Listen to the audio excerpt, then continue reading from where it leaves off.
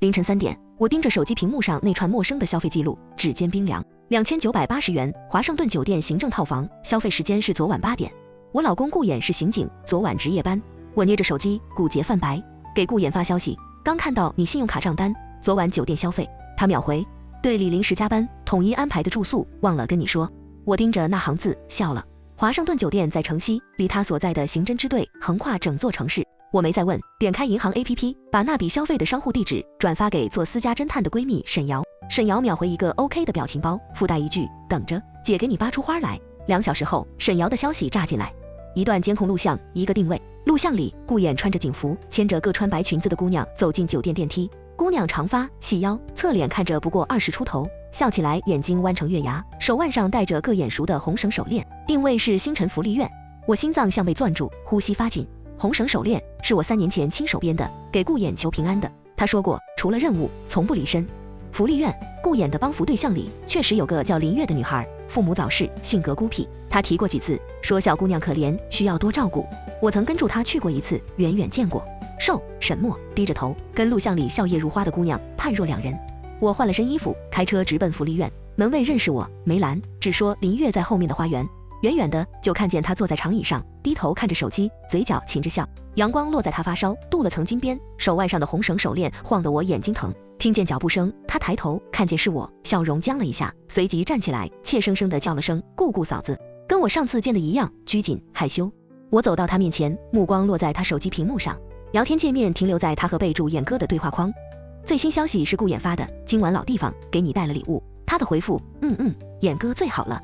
时间正是昨晚7点半，我没说话，视线移到他手腕上的红绳，手链挺好看。我语气平淡，顾衍送的。他脸色微变，下意识把手往后藏，小声说，是衍哥说我生日送我的。哦，我挑眉，什么时候的生日？我怎么不记得顾衍提过？他眼神闪烁，支无住说不出话。我笑了，从包里掏出手机，点开那段监控录像，对到他面前。昨晚8点，华盛顿酒店，衍哥给你的就是这个礼物。林月的脸瞬间惨白，林月的眼泪说来就来，豆大的泪珠砸在手背上，肩膀抖得像秋风里的落叶。嫂子，不是你想的那样。他哽咽着，是衍哥说，队里有个任务需要我配合，让我去酒店等他。我真的不知道会这样。任务？我挑眉，什么任务需要穿白裙子，戴他的贴身手链，在酒店房间等？他被问得哑口无言，哭声更大了，引来了福利院的护工。护工是个40多岁的大姐，认识我，赶紧打圆场，顾嫂子，月月还小，不懂事，是不是有什么误会啊？我没理会，只看着林月，你跟顾衍多久了？她咬着唇，眼泪汪汪的摇头，我没有。嫂子，你相信我？不信。我收起手机，转身就走。有些话没必要跟他多说。刚坐进车里，顾衍的电话就打来了。冉冉，你去福利院了？他声音听着有些不悦。月月给我打电话，哭着说你误会他了。误会？我笑了，我误会他什么了？误会他带着你的手链，跟你在酒店约会。电话那头沉默了几秒，随即传来顾衍疲惫的声音，冉冉，你能不能成熟点？月月是我帮扶的对象，身世可怜，我多照顾他点怎么了？你别总疑神疑鬼的。疑神疑鬼？我握着方向盘的手紧了紧。顾衍，你昨晚根本没值班，对不对？他语气一审，苏冉，你跟踪我？我没那闲工夫。我挂了电话，直接打给沈瑶，查顾衍近半年的值班记录，还有他所有的开房记录，越详细越好。沈瑶在那头啧了一声，看来是真要撕破脸了。行，等着。半小时后，邮件来了。附件里顾衍的值班记录被红笔圈出了10几处，全是他报备了值班，却根本不在队里的日子。而开房记录更是触目惊心，从3个月前开始，几乎每周一次，地点不固定，但每次都离福利院不远。最新的一条就是昨晚的华盛顿酒店，付款方式全是他的信用卡。我盯着那些记录，胃里一阵翻江倒海。顾衍，我们结婚5年，我知道你忙，知道你危险，家里大小事从不让你操心。你说要帮扶林月，我支持，甚至主动给他买衣服买书本。原来我掏心掏肺对待的人，一直在把我当傻子。手机又响了，是顾衍的同事老张。弟妹，你跟顾队吵架了？老张的声音很为难，他刚才在队里发了好大的火，把文件都摔了，说你无理取闹。我捏着手机，听着老张在那头劝，弟妹，顾队压力大，你多担待点。月月那姑娘确实可怜，顾队也就是心软，没别的意思，心软到要去酒店照顾。我打断他，语气冷得像冰，张哥，你要是没事，我先挂了。挂了电话，我发动车子直奔市公安局。有些账该当面算了。公安局门口车水马龙，我刚停好车，就看见顾衍从里面出来，穿着警服，身姿挺拔，只是脸色不太好。他显然也看到了我，眉头瞬间拧起，快步走过来，拉开车门坐进副驾。苏冉，你到底想干什么？他声音压得很低，带着隐忍的怒火，非要把事情闹大。闹大。我看着他，顾衍，我只是想知道真相，你跟林月到底是什么关系？他别过脸，避开我的视线。我说了，只是帮扶对象，帮扶到酒店里去。我冷笑，顾衍，你当我瞎吗？他猛地转头看我，眼神锐利。苏冉，你非要这么逼我？就在这时，一个纤细的身影突然从公安局门后闪出来，正是林月。他手里攥着个保温桶，白裙子被风吹得轻轻晃动，看见我和顾衍坐在车里，脸色刷得白了，眼眶瞬间红透。衍哥，他怯生生地唤了一声，声音抖得像风中的叶子，我给你送排骨汤来了，不知道嫂子也在。顾衍像是被烫到一样，猛地推开车门，3步并作2步走到他身边，下意识将他护在身后，那动作自然得像演练过千百遍，刺得我眼睛生疼。谁让你来的？他的声音明明带着责备，语气里却藏着不易察觉的温柔。不是让你在办公室等我吗？我怕汤凉了。林月低下头，手腕上的红绳随住动作滑到小臂，那抹刺眼的红正好落在我视线里。我推开车门下车，高跟鞋踩在水泥地上发出清脆的声响。走到他们面前时，顾衍下意识将林月往身后又拉了拉，这个细微的动作彻底点燃了我胸腔里的怒火。顾衍，你护着他。我笑出声，声音却冷得像冰。在你心里，到底谁才是你妻子？冉冉，你别无理取闹。顾衍的脸色沈得能滴出水，月月还小。你别吓着他。我吓他。我指着林月的手腕，音量陡然拔高。那你告诉我，他手上戴的是什么？这红绳是我编的，3年前在庙里求了平安符缠进去的。你说过要带着他一辈子护着我，结果呢？你把他给了别的女人，还带他去开房。周围路过的警察纷纷侧目，有人停下脚步窃窃私语。顾衍的脸一阵红一阵白，额角的青筋突突直跳。苏冉，你能不能回家说这里是单位？怕了。我逼近一步，死死盯着他的眼睛。你带他进酒店的时候怎么不怕？把他领回家睡在我们床上的时候怎么不怕？顾衍，你穿着这身警服干龌龊事的时候，就该想到会有今天。嫂子，你别说了。林月突然哭出声，抓住顾衍的胳膊瑟瑟发抖。都是我的错，你别怪衍哥。是我主动的。衍哥他拒绝过我好多次。主动？我像听到天大的笑话，从包里掏出手机，点开那段监控录像，对到他面前。主动到穿着白裙子跟他手牵手进电梯，主动到带着我的红绳在酒店等他。林月，你爹妈没教过你廉耻2字吗？林月被我说得浑身发抖，眼泪像断了线的珠子往下掉，突然捂着肚子蹲下身。啊，我的肚子。顾衍脸色骤变，想也没想就弯腰去扶他。月月，你怎么了？别碰他。我厉声喝止。顾衍，你看清楚，他在演戏。苏冉，你疯了。顾衍怒吼一声，眼神里的厌恶像刀子一样扎过来。月月怀住孕，要是有3长2短，我饶不了你。怀孕2个字像重锤砸在我心上，我踉跄着后退一步，难以置信地看着林月微微隆起的小腹。原来他们早就走到这一步了，可我看着眼前这对苦命鸳鸯，突然觉得无比讽刺。顾衍，你可真行啊，帮扶对象帮扶到肚子里，你这警察当的真是尽职尽责。林月在顾衍怀里哭得更凶了，断断续续地说，衍哥，我们走吧，我不想让嫂子生气。其实我跟衍哥是真心相爱的，求你成全我们。真心相爱。我笑出了眼泪，指着公安局门口忠诚为民的石碑，你们的真心就是建立在欺骗和背叛上的，你们的相爱就是踩着别人的婚姻祭河。林月，我告诉你，只要我苏冉还是顾衍的合法妻子，你就永远是见不得光的小三。够了。顾衍猛地将林月打横抱起，眼神冰冷地看着我。苏冉，我最后警告你一次，别逼我。我逼你。我看着他抱着别的女人转身就走，声音抖得不成样子。顾衍，是你先逼我的。我逼你什么了？逼你别出轨，逼你别撒谎。你把我的信任，我的爱，我们5年的婚姻全都踩在脚下的时候，就该知道我苏冉不是任人欺负的软柿子。顾衍，你是个警察，你知法犯法。我一把抓住他的手腕，他手腕上光秃秃的，那跟我编的红绳早已不在。我的手链呢？我问。他动作一顿，声音有些不自然，执行任务时弄丢了。我看着他的眼睛，一字一句地说，那林月手腕上戴的是什么？顾衍的脸色瞬间变得难看，他张了张嘴，似乎想辩解，但最终什么也没说，用力甩开我的手，头也不回地走了。阳光把他抱着林月的影子拉得很长，那画面像一根毒刺，狠狠扎进我心里。我看着他们上了警车，看着警灯闪着刺目的光绝尘而去，突然蹲在地上失声痛哭。周围的议论声、指点声像潮水一样涌过来，可我什么都顾不上了。那个曾经说要一辈子保护我的男人，终究还是用最残忍的方式将我伤得遍体鳞伤。手机在口袋里震动，是沈瑶发来的消息。刚查到，林月的房租不仅是顾衍付的，他名下还多了辆新车，全款，付款人还是顾衍。需要我把这些证据直接寄给纪检委吗？原来他不仅给了他陪伴，还给了他一个家，而我这个正牌妻子却像个外人。我抹掉眼泪，手指在屏幕上用力敲下2个字，记吧。顾衍，既然你不念旧情，那就别怪我心狠，你欠我的，我会一点一点连本带利的讨回来。我找了个经验丰富的离婚女律师，看了我提供的证据，眉头皱得很紧。苏女士，顾警官这种情况属于婚内出轨，你可以要求多分财产，甚至让他净身出户。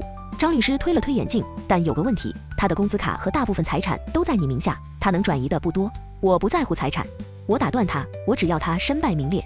张律师愣了一下，随即点头，可以，但需要更确凿的证据，比如他们的亲密照片或者录音。我想到了家里的那个智能摄像头，那是去年顾衍非要装的，说怕我一个人在家不安全，摄像头连接着他的手机，也连接着我的。我一直没怎么用过，但现在或许能派上用场。我立刻回家，打开摄像头的云端记录，果然有惊喜。半个月前，顾衍带林月回过家，视频里林月穿着我的睡衣在客厅里走来走去，顾衍从身后抱着她，低头吻她的脖子。衍哥，这就是你家啊，比我租的公寓好多了。林月的声音带着撒娇的意味，喜欢吗？以后这里也是你的家。顾衍笑着说，等我跟苏冉离了婚，就把房子过户给你。真的？林月眼睛一亮，衍哥，你真好。那当然。顾衍捏了捏他的脸，我的小宝贝，值得最好的。我的小宝贝，这3个字像针一样扎进我的耳朵里。以前顾衍也总这么叫我。视频还在继续，他们在客厅里亲热，然后相拥着走进了卧室。那是我和顾衍的卧室，我死死咬着嘴唇，才没让自己吐出来。原来他们早就登堂入室，把我的家当成了他们的爱巢。我把这段视频下载下来发给张律师，够了吗？我问。张律师看了视频，脸色很严肃，够了。苏女士，你确定要这么做吗？这会让他彻底无法翻身。我确定。我语气坚定，他既然做得出，就该承担后果。顾衍是被传唤到民政局门口的，他接到我的电话时，语气里还带着惯有的不耐烦，直到看见我身边的张律师，脸色才彻底审了下来。苏冉，你玩真的？他攥着警徽的手指泛白，警服领口被气得敞开2颗扣子，就为了这点破事，你要毁了我？我还没开口，身后突然传来细碎的脚步声。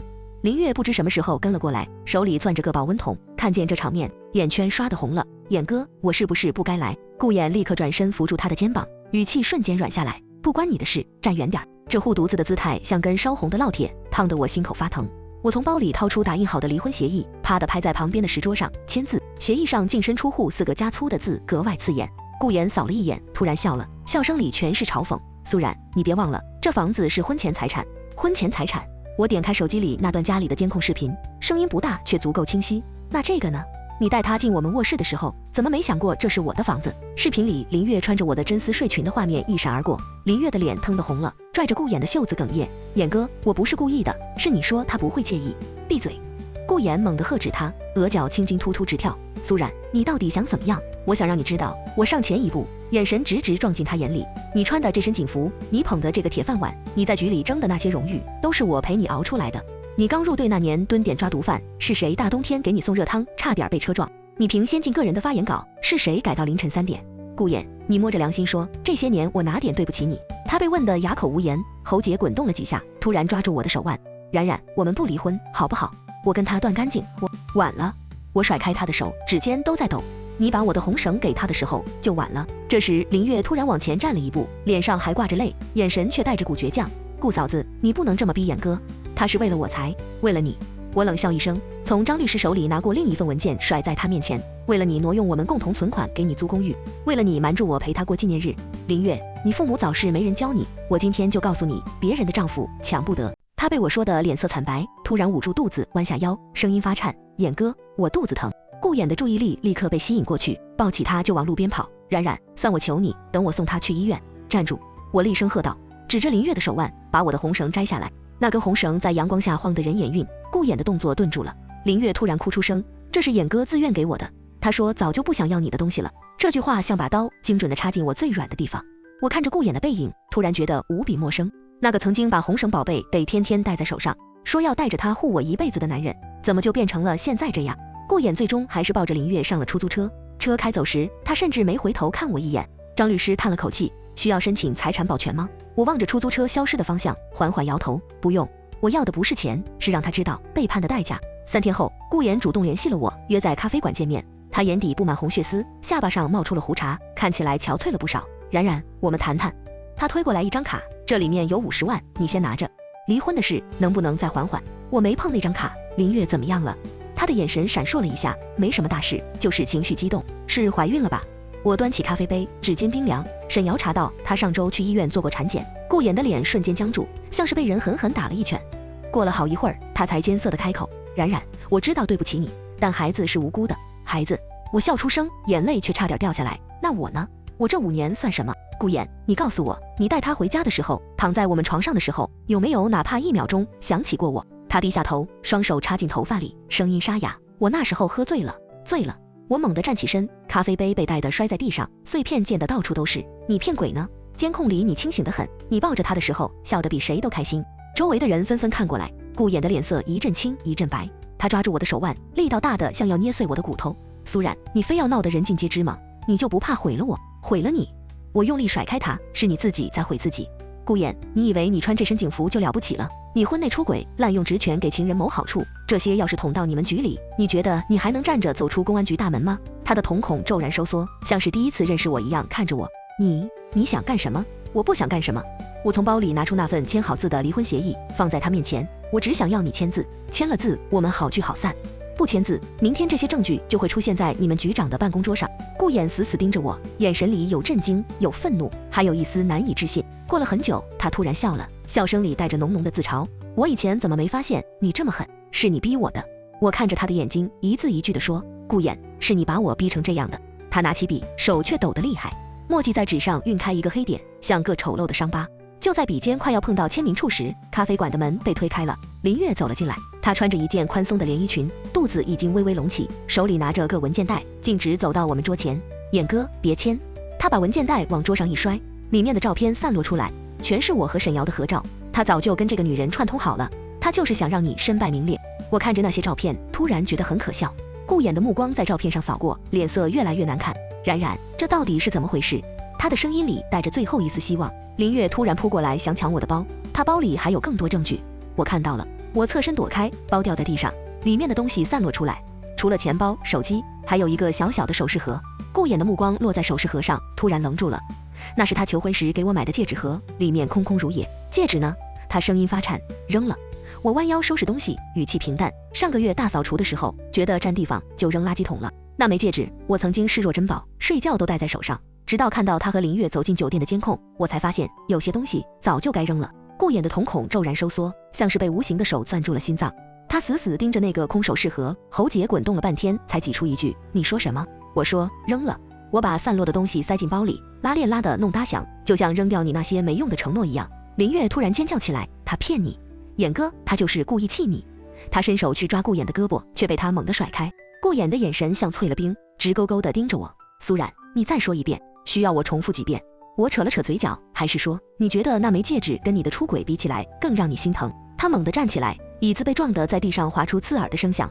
周围的客人纷纷侧目，他却浑然不觉，只是死死攥着拳头，指节泛白。你明明知道那戒指对我有多重要，重要到你带着别的女人回家时都没想过摘下来。我打断他，从包里掏出手机，点开一段录音。还是听听这个吧，也许能让你记起什么更重要的事。手机里传出林月娇嗲的声音，衍哥，这戒指好丑啊，不如摘下来给我换个新的。紧接住是顾衍的笑声，轻佻的像换了个人。宝贝喜欢什么就买什么，这破戒指早该换了。录音戛然而止，顾衍的脸瞬间血色尽失，嘴唇哆嗦着说不出话。林月慌了神，扑过去想抢我的手机。你伪造录音？苏冉，你这个贱人！我侧身躲开，他扑了个空，狠狠摔在地上。他尖叫着捂住肚子，眼泪混着鼻涕往下流。我的肚子，衍哥，我的孩子。顾衍这才回过神，慌忙去扶他。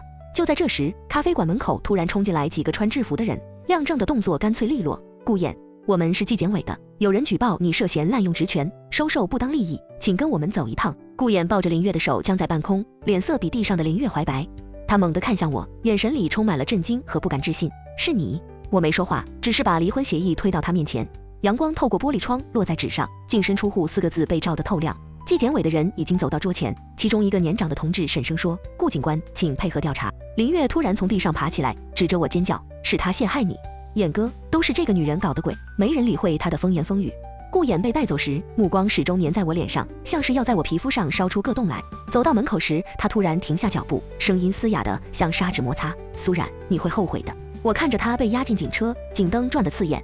手机在口袋里震动，是沈瑶发来的消息。纪检委收到的证据里有林月用顾衍的卡买奢侈品的发票，还有他跟别人炫耀被警察包养的聊天记录，够不够劲？我回了个 OK 的表情包，抬头看向窗外，警车已经开走了，林月还站在咖啡馆门口，望着警车消失的方向。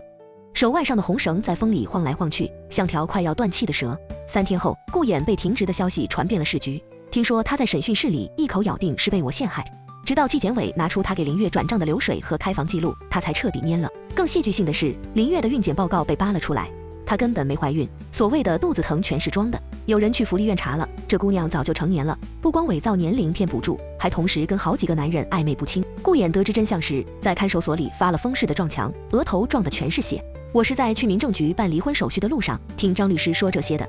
他叹了口气，也算恶有恶报吧。